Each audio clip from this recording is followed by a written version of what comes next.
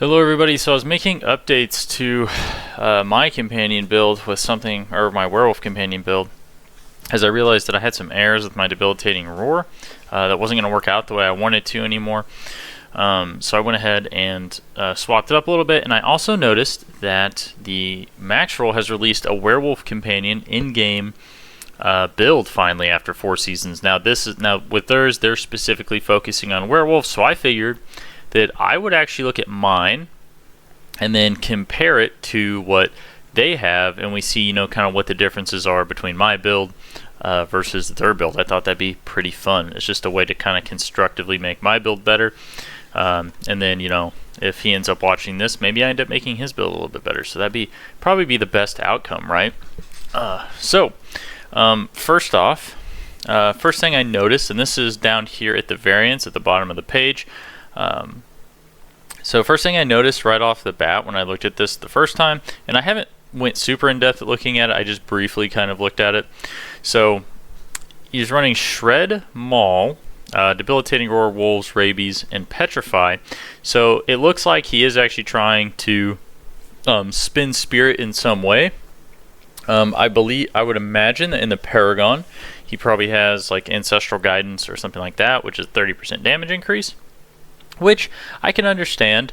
Personally, I don't think it's worth it to do this, mainly because when you do this, you're not pressing Claw and you're not pressing abilities that have a much higher lucky hit chance, so you're not going to be resetting your wolves as much. Now, I am interested to actually play and see how the cooldown is going to affect my mentality on this, because having a 4-second cooldown, I'm going to have to see how that actually plays in the actual game, because I think that's what the cooldown's going to be at 75%, because you'll be able to cap your cooldown, I believe, with wolves very easily. So yeah, but I'm not really a big fan of that. So let's go ahead and hop on into the aspects though. So first off, we have Aspect of Might. I like that because you use a basic skill, and damage reduction is a kind of a sought after stat. Armor, wolves, max life, fire resist, wolf attack speed. All of these are good. If you want to use your gear to get some resistances, that's totally fine. That's kind of like up to your preference how to do it, I feel like, to some extent, and with what your overall strategy is. And I know, like with mine, if we come over here to mine, I actually just switched over from using Debilitating Roar to Earthen Bulwark. So it doesn't really fit with my build because I want to get Earthen Bulwark cooldown reduction, so I can keep a really high uptime on the Earthen Bulwark, and I'll show you guys a little bit what I'm doing with that here in a second. So I do like this. This is totally fine, I think. Moving on to this, I don't agree with this, and I have a lot of people that ask me about this aspect. You'd be surprised. Anybody that has either sent an email to me or something like that asking, most of them have wanted to use this, and I actually disagree with this. And the reason for that is because you're a human when you cast wolves, you're a human when you cast Petrify, you're a bear when you cast Debilitating Roar, and you're a bear when you cast Maul. So 4 out of your 6 abilities, you're not going to be a werewolf. I really just don't think you're going to get a whole lot of value out of this. Then stat-wise, armor, max life, willpower, wolf attack speed, total armor, I think all those are fine. Total armor is one that I thought was interesting, and this build definitely got me thinking about it, because they did say in the interviews that they're going to make the, what do you call it, I'm trying to think. They're going to make the boss's scale even higher, but the thing is they put a cap on armor. So I don't know if this takes into account that cap, or if maybe there's something I'm misunderstanding, but it seems like there's too much armor in this build. Yeah, at least the 21.8% total armor seems like it might be a little overkill, but then again, I don't know, maybe that's how he's getting all of his armor. But I know, at least when I come over here to mine, I believe I'm at the cap. I don't really have a whole lot. Yeah, so armor 92, it's 9230. I'm at 9289. And that's without really running any. I just have a couple armor rolls on my gear, so I'm not sure if this build takes that into account. I don't know when this build was made, so it could just need to be updated. But yeah, so I don't really agree with this aspect. I think running honestly anything else is probably better, but then again, if you really don't have anything else to run here, which I mean, I guess I could see it, because it's not like he's running Earthen Bulwark, Let's see, protecting aspect. I mean, you could just run disobedience or something if you're trying to get all that armor, but even then that wouldn't be that great. Let's see here. Oh yeah, I actually, the one, the concussive aspect is actually what I'd probably recommend. The one that gives you a 20% damage increase. I had to drop it from my build because I wanted to do the Earthen Bulwark stuff, but that's a free 20% damage increase. So yeah, on a defensive slot, so I think that'd probably be a little bit better.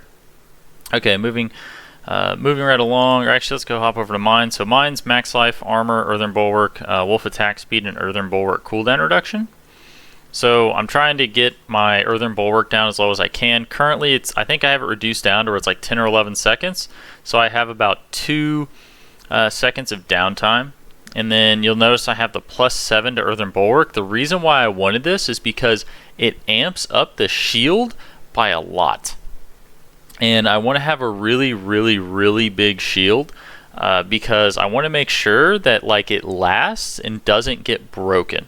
Because if I can have this up all the time, I'll be unstoppable virtually all the time, which I think is actually pretty good.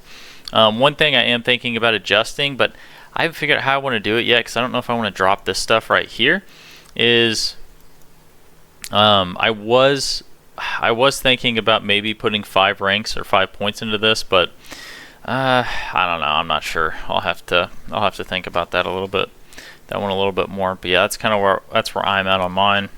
Moving right along to the gloves. So Bestial Rampage, I agree with. Attack speed, critical strike chance, and willpower. So I just don't know. Like, so when it comes to these willpower rolls, or I guess on the gloves at least, I don't understand the willpower because you're running on the amulet Envenom, you're running Petrify. Why would you not do critical strike damage?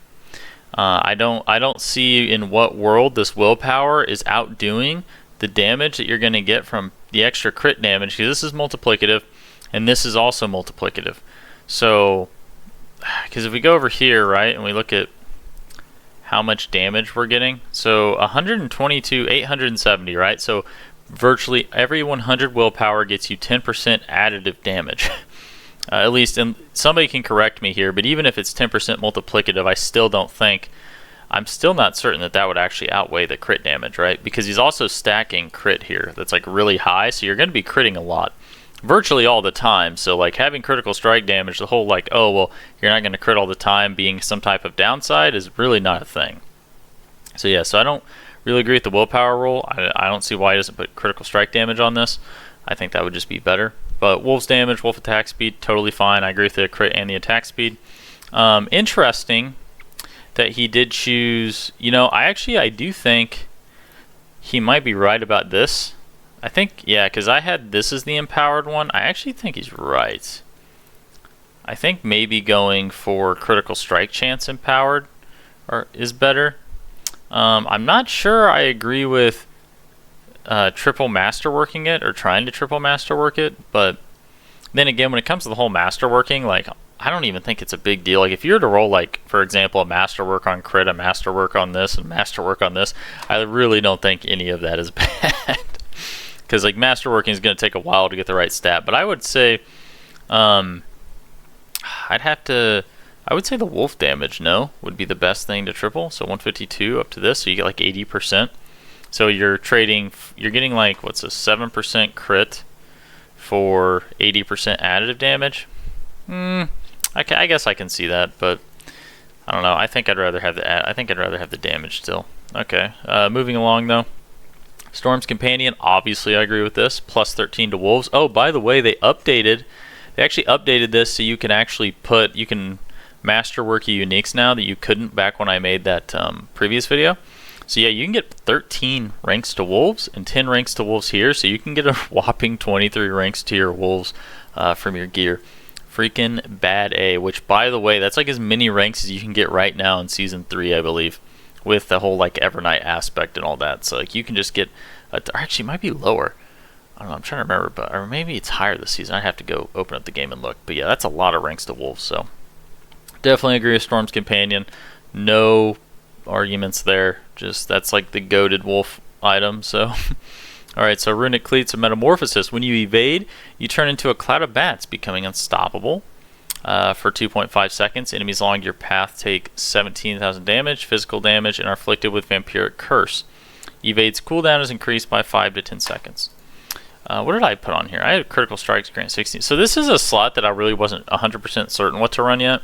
So, I mean, if you want to do Evade, that's fine. And I think a big part of the reason why I have this crit one on here at first is simply because I was also running Juggernauts when I first made this. And then I changed it and updated it as the armor cap stuff came out. So, Critical Strikes grant 16% movement speed. Not too bad. I mean, but since I'm running Earthen Bulwark and I have such a high uptime on it, I really don't think... I'm really not thinking this would be really that great for me, but granted, he doesn't really have a whole lot of access to Unstoppable. This is probably pretty good for his like specific build that he is going here. I think this makes a lot of sense. So, yeah, so movement speed, max life, yeah, yeah, so I actually went for, so I did something interesting here. I think one difference is I actually went for rabies damage. I know that seems odd, but I was like, you know, I have wolves out.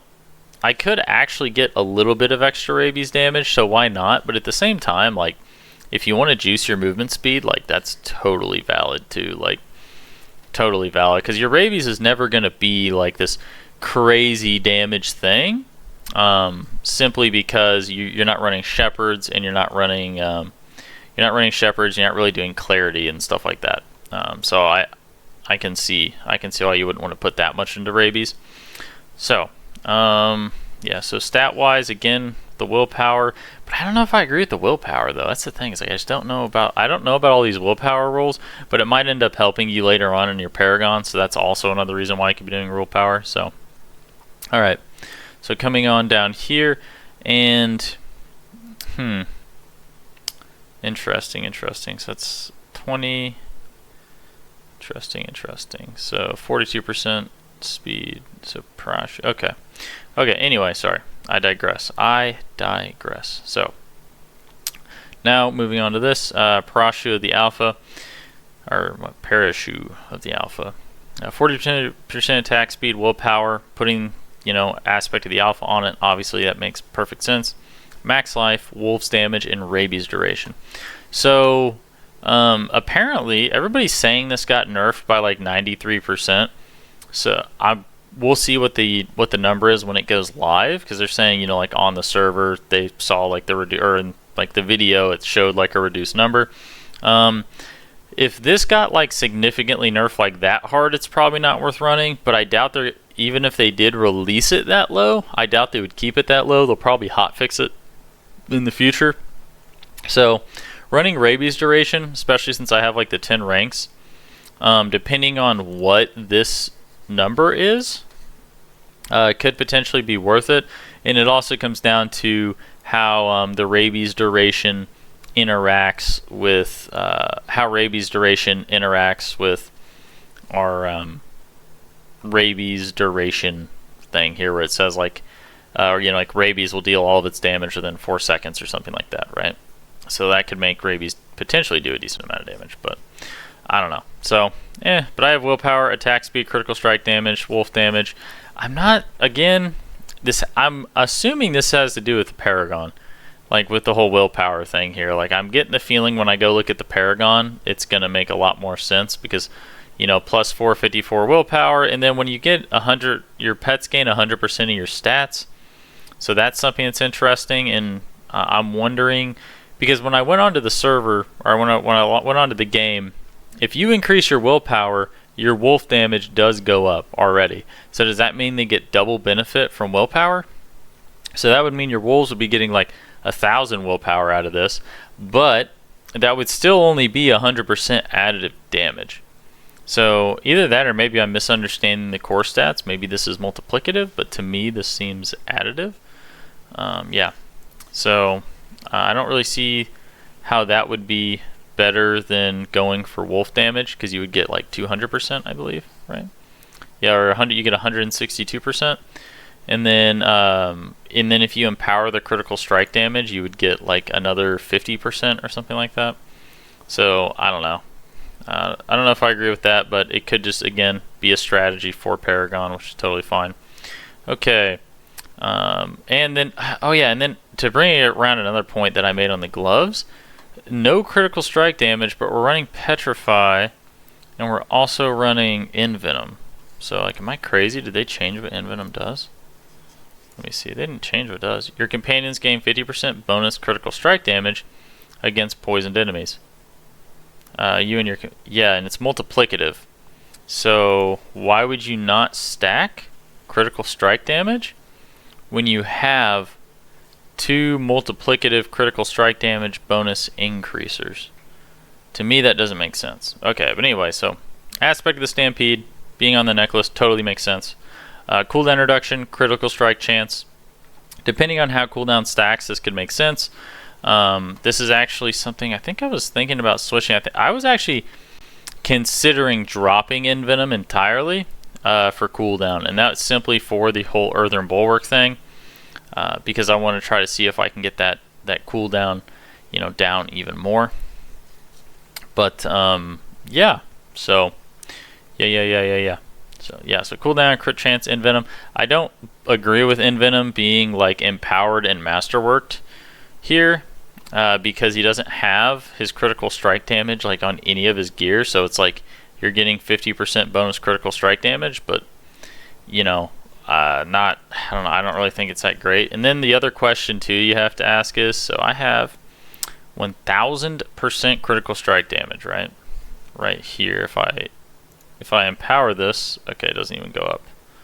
Okay, so it's not factoring. So it's not factoring that in. So this would take my critical strike damage from 1000% all the way up to like, let's see, so 5 plus 8, all the way up to about 2000%, I believe is what that'd be, about 2000. So it would give me, you know, 50. Sorry, let me do this skill tree. Then we can go look. Sorry, it'll give me an 80% increase to my critical strike damage. So this is just an interesting math equation problem, because when we look at Call of the Wild, right? So we go over here to Call of the Wild. Let's just go ahead and empower this, and oops, just go ahead and do that. So let's just go 5 ranks Call of the Wild, right? So then if we go Call of the Wild, we're getting a 96% multiplicative damage bonus to our companion skills. So I want to say that would be so, or I guess so. I want to say that would be better than. I want to say that would be better than Envenom, but I'd have to actually sit down and do the math, because that's actually like an intense math problem. Because you're talking about, I think 10%. What is it? It's like 10% multiplicative damage is equivalent to 50% additive crit damage or something like that. But then the more that you stack the additive damage, the less value you actually get out of it.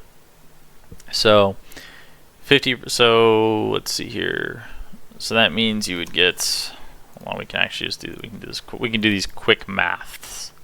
So we're getting an extra. No, we'd be getting an extra 800. No, we wouldn't. We'd be getting extra 1200 because of Petrify.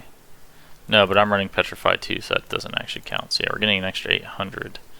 So divide that by 50, 16. Oh, okay, so actually, that might actually be better now that I'm looking at it.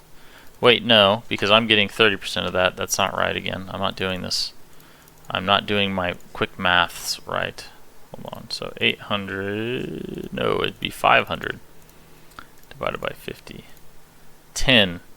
So you're getting 10. Actually, yeah, so you would be theoretically getting 10% bonuses, so you'd be getting 100% increased damage essentially. But I don't know, because of whenever you use, I'd actually have to sit down and do the math and like do a math equation to decide which one of those is better. If somebody has like a calculator and wants to leave a comment or something like that below before I go out and do it, that is interesting to see if, you know, the 60% Call of the Wild damage, because let's see, 5 times 12.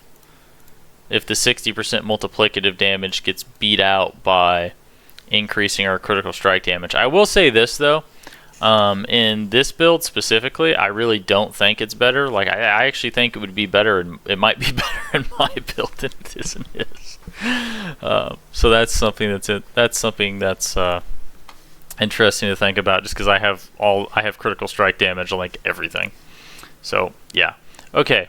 So moving right along on that. Call of the Wild versus Envenom. Oh my gosh, the math of the gods right there to figure that out.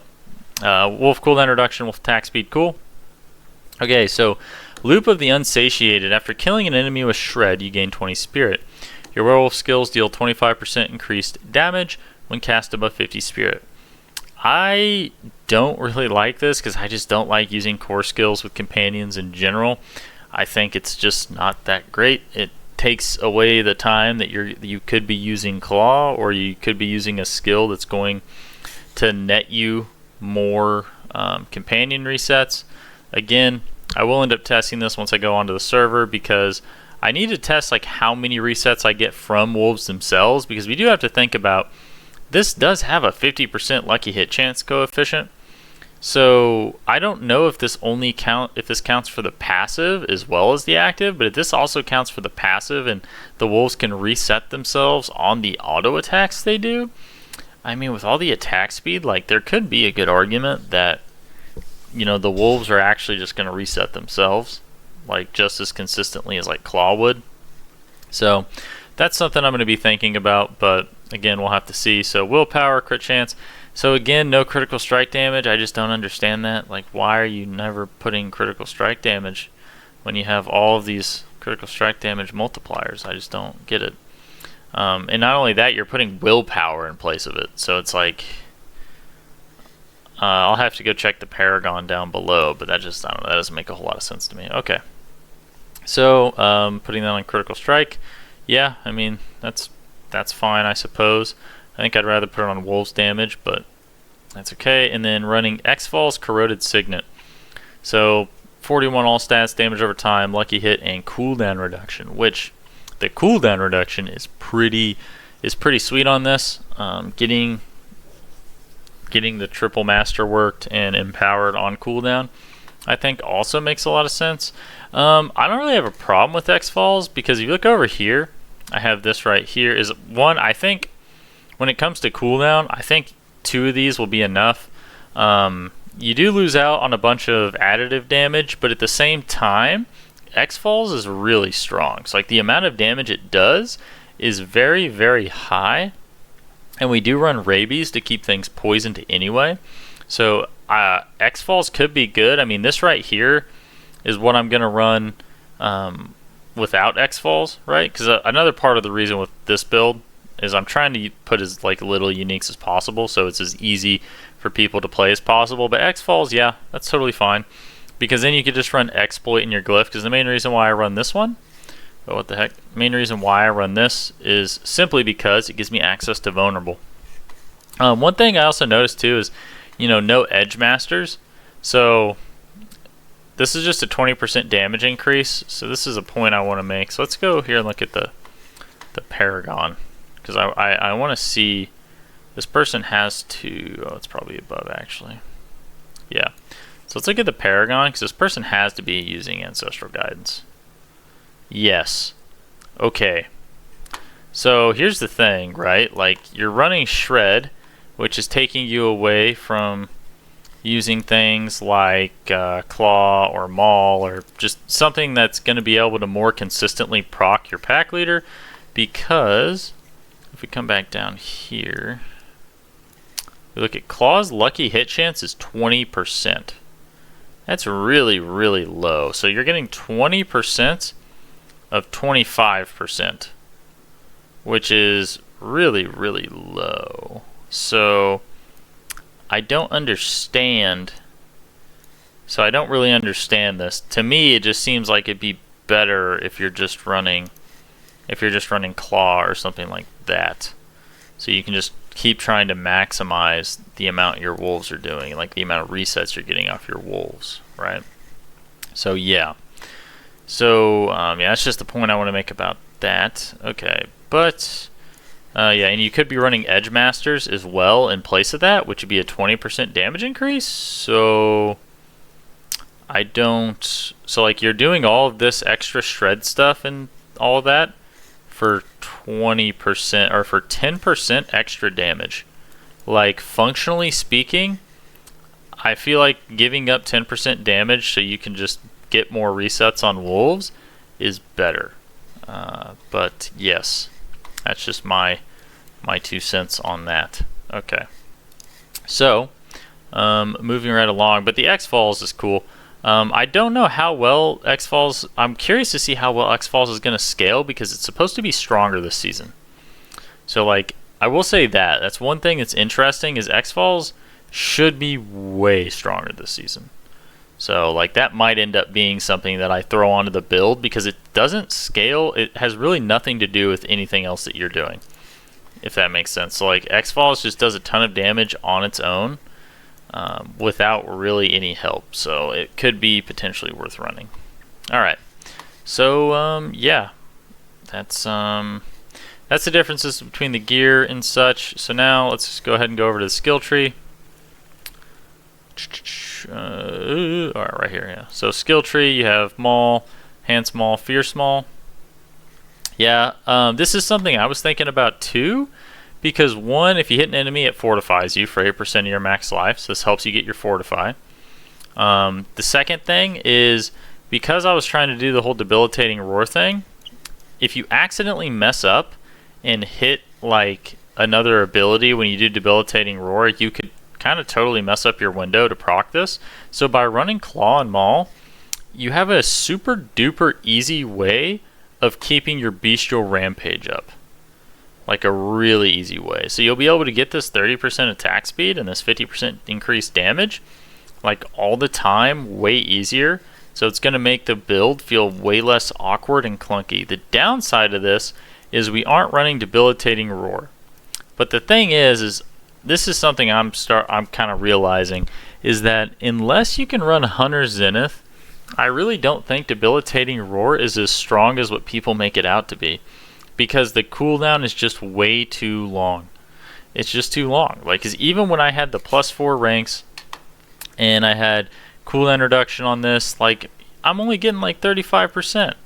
Like you have to stack the living heck out of cooldown reduction to get it down to where it could even remotely be like good. And that's the other thing too. So we're talking about running like X-Falls here. There could be an argument, and maybe this is crazy, to run not only X-Falls but also run like Hunter Zenith or something, right? And like higher up stuff just so you can run debilitating roar. Now, if they would just make Aspect of the Alpha turn your wolves into a werewolf skill, it would make Hunter Zenith so good for this build. But Blizzard hates wolves and they hate giving things flexible skill tags. So yeah, God, Hunter Zenith would be so good if wolves actually got the werewolf tag. So many things would be good actually with wolves if they got the werewolf tag, but I'm not gonna go on my rant about that. Okay, yeah, so I do like the whole Maul thing. I think it's a good idea. You know, good amounts of fortify, stuff like that, cool. As you guys know, I disagree with Shred. You know, it's like, why do this? Okay, so Predatory Instinct, cool. Iron Fur, I also agree with. Since we're running Maul, it gives us a way to get 9% damage reduction. So, just really solid access damage reduction. Debilitating roar, I just don't see it. 22-second cooldown, in my opinion, is just not worth it. Like, functionally speaking, it's like you get to press this once every 22 seconds. Let's look at the so let's go up here real quick. So how much cooldown is even on this build? So 11.4. Like literally 10% cooldown reduction. Like there's nothing else here that's reducing your debilitating roar's cooldown. So it's just a flat like 21-second cooldown or 20-second cooldown. That just, I don't know. I just don't like that. I would much rather just run Earthen Bulwark, something that I can keep up and at least have really good access to Unstoppable all the time. Okay. Moving right along, Ancestral Fortitude, Vigilance. Makes total sense. However, again, when you have a 21-second cooldown, you don't really have very good uptime on your vigilance, right? Whereas me, I'm gonna have like maybe 4-second downtime on this because I don't think, maybe I should change this a little bit so I can maybe try to get this cooldown down a little bit more.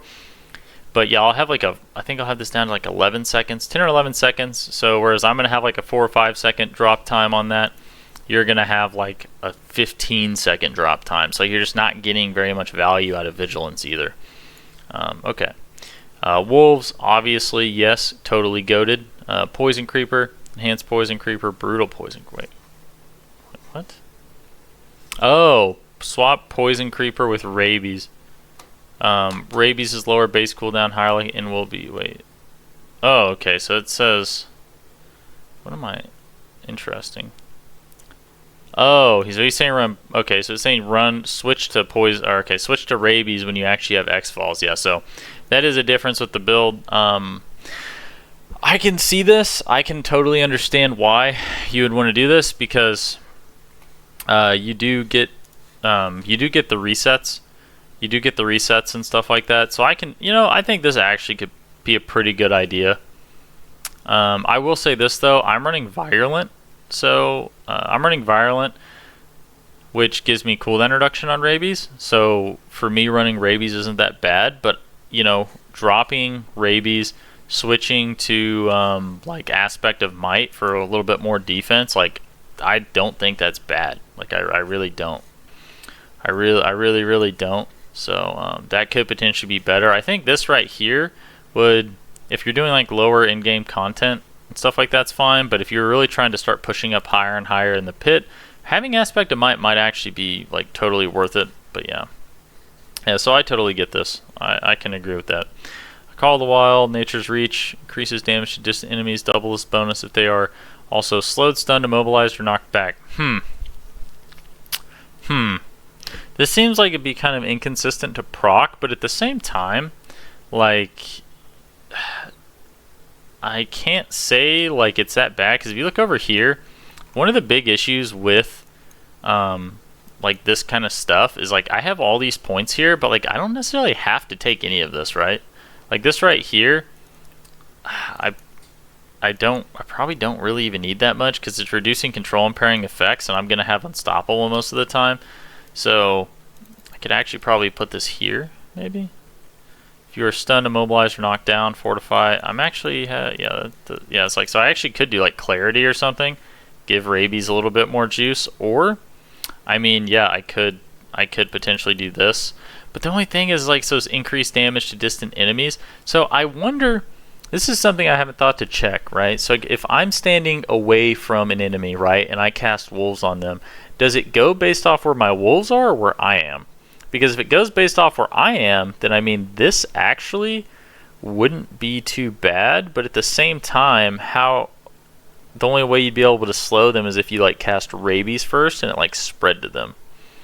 So, I don't know. I'll have to test that out to see like how consistent that is, but that could be a good idea. That potentially could be a good idea. Envenom, Toxic Claws, totally fine, even though it's kind of awkward. He's not stacking critical strike damage. Petrify, Prime Petrify, Supreme Petrify. Yeah, totally cool. I like Petrify. Big fan. Defensive Posture, Nature's Resolve. I mean, yeah, these are probably, yeah, those are totally fine. Quick Shift, when shape-shifting to a new animal form, you deal 3% increased. Wait, what? Oh, man, I totally forgot about this. Since I'm running Maul now, this actually makes sense. That actually makes sense, doesn't it? I actually could run Quick Shift now, because when shape-shifting to an animal form, because like I'll be going back and forth between this all the time since I'm running the Maul now. And I really don't feel like I need any of this, so I could probably do this. Yeah, so that's 18% more damage I could be getting, just because of this. So I'll have, yeah, okay. I can get down with that. See, and then Bestial Rampage. Sweet, yeah, awesome. Me likey. Okay. So, yeah, definitely interesting stuff. You know, there's stuff I like about this build, stuff that's maybe, and stuff I don't like, but overall, everybody has their own flavor. So let's go down to the up to the Paragon, and let's take a look at the Paragon. So interesting here. So ancestral guidance, you know, obviously this isn't something that I would do because I think that you have to invest so much into it, and realistically it's like, you know, get rid of unsatiated and just run edge masters and you'd be fine. Because another thing is, I could almost agree with it if this whole, like, it says your werewolf skills deal 25% more damage, but the thing is this is not a tagged werewolf skill, so I don't believe unsatiated actually would affect this. Otherwise I could maybe see this, because then that would be, you know, like two things. So you're getting like 55% damage increase, but I'm fairly certain that you're not actually getting any benefit from unsatiated damage wise to your wolves. But then again, maybe I, you know, load up when we go live and all of a sudden aspect of the alphas making my companions register as werewolves, which I would just, oh, I'd be so happy. Okay, so so starting here, so you have keeper. You and your companions deal 10% increased non-physical damage. I mean, this is pretty good. I believe I have this in my Paragon too. At least I know for like one of my builds I do. I know for one of them I do. Oh yeah, I do. Okay, yeah. So this I think is totally good. You get extra all resist, willpower, damage. Cool, good stuff. Coming down here to get that in armor, same. So we have pretty similar. The only difference is I went this way, he went this way. Why did I go? I wonder why I didn't go. Huh. Don't understand that. I wonder why I didn't go that way. Oh, yeah, this is just actually an error in my own Paragon. There we go. And now I actually have 2 points available? Yeah. Okay, so yeah, that was just bad. This is just bad pathing on my part. Okay. 5% damage. I'll keep that, but I can see why he took that out. There could potentially be something later on. So I go to Wilds first. Interesting. I go to Wilds first. He goes to Heightened Malice first. So Fang and Claw. While in Werewolf or Werebear form, close enemies take 12% increased damage from you. I don't like this.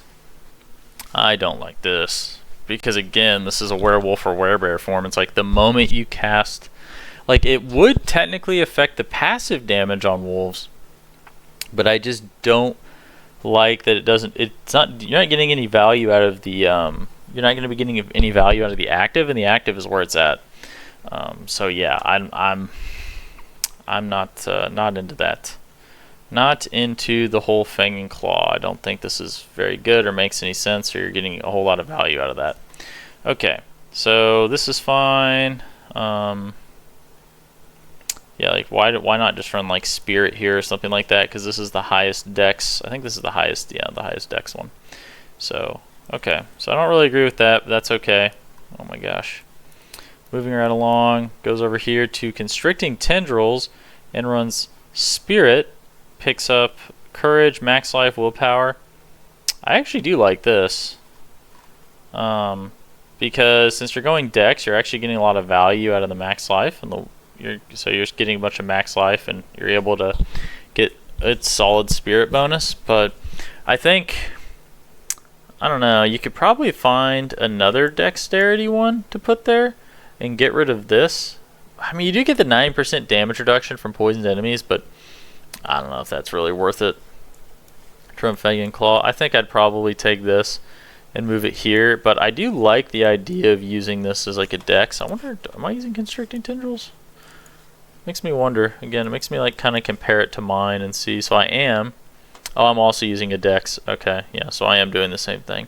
But I'm using Territorial. Look at this. See, I can go like this and this and this, and I can actually get more value out of Territorial because I went and did better pathing. Okay, so yeah. So moving right along, we have Lust for Carnage. You know, again, this is just a bunch of points that like you could have just put into something else. So 10% werewolf damage. So I'm interested to see if this makes it to live, or this would actually affect it, because it doesn't say werewolf skill, it just says werewolf damage. So that's like, that is interesting. Okay, so Undaunted. Yeah, I don't mind this at all. Like, I don't mind this at all. Running Undaunted simply for the 10% damage reduction, totally fine. Don't really like any of this because I'm not a fan of the whole spirit thing.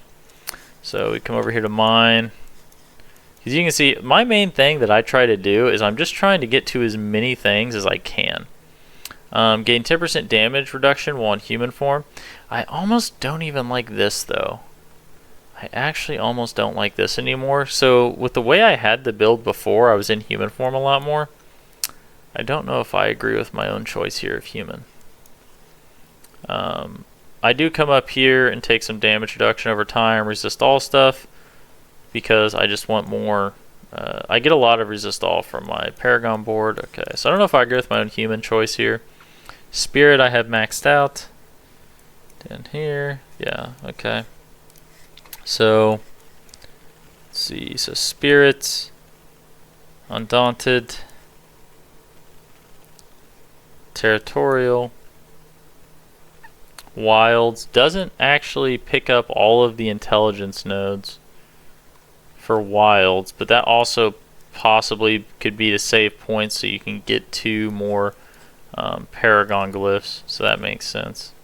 So I don't really agree with Fang and Claw. I don't really agree with, what was the other one? Territorial, that's fine. That's fine. Don't agree with the Ancestral Guidance. Okay, yeah, so this is, yeah, so I mean, this isn't bad. Don't agree with this. It does make me want to go look at my pathing, though, and see if I could be a little bit more efficient with my pathing. See if maybe I have any wasted points anywhere and stuff like that, or maybe I could give up things to go for, like, even more things. Like this right here is pretty interesting to me. Maybe trying to find points to get up here, because since I do have the bonus to this, I'd be getting 45% critical strike damage, and I would get another, like, you know, 50% from my Envenom, and then another 30% from that. So it's like, that's actually a lot of critical strike damage right there that I could potentially be missing out on. But yeah, that's kind of the main differences from my build and Maxroll's build. So is there anything really else left to say here? I guess I could go take a look at this variant here. So variant here, speed farming. I'm curious to see what they do for speed farming, to see what the difference is. Mad Wolf's Glee, totally, I mean, 29.2% damage reduction from poisoned enemies to all werewolf skills. Man, if only this would actually apply to wolves. Like, God, just make this a werewolf skill when you have alpha on here, because then this would be so good for it, and it would, oh my gosh. Okay, sorry. I digress. Okay, so it really looks pretty much the same. Like, what's the difference? Mad Wolf's Glee. Oh, so you said at disobedience to the helmet. Okay, yeah, I was like, so there really isn't a whole lot of difference here. But that's totes fine. Totes my goats fine. Yeah, okay. Well, I think that's going to be it for this this build comparison. I just want to show you guys, you know, some of the updates I was making to my wolves and stuff like that to try to make it easier. And I saw that this was out, so I thought this would be educational. Who knows? Maybe I helped him out. I know I already got a couple of ideas from looking at this. Yeah, so there's stuff I disagree with, stuff I don't like. There's stuff I disagree with, stuff I do agree with. So anyways, guys, thanks for watching. Like, subscribe if you want to see more. I'll see you next time. Thanks.